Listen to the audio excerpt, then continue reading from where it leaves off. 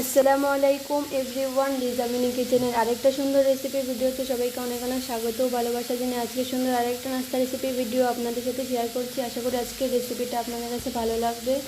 Bread আর আলু দিয়ে অনেক মজাদার একটি বিকেলের নাস্তা আমি আজকে বানিয়ে দেখাবো। তাহলে চলুন দেখা যাক রেসিপিটি কীভাবে বানাই।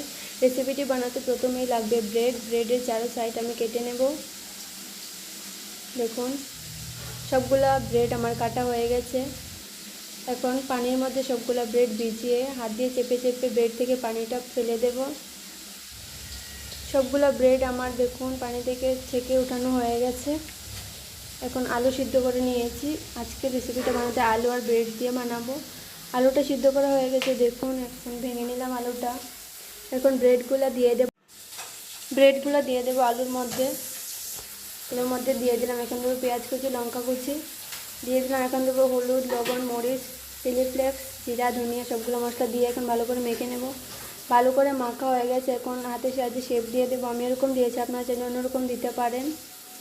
এখন চুলায় প্যান বসিয়ে দিলাম। পরিমাণ মতো প্যানে তেল দিয়ে দেব। তেল দিয়ে সবগুলো নাস্তা আমি এরকম ভেজে নেব। দেখুন এক সাইড হয়ে গেছে, উল্টিয়ে দিচ্ছি আরেক সাইড হওয়ার জন্য। ভালো করে আমি ভেজে নেব নাস্তাটা।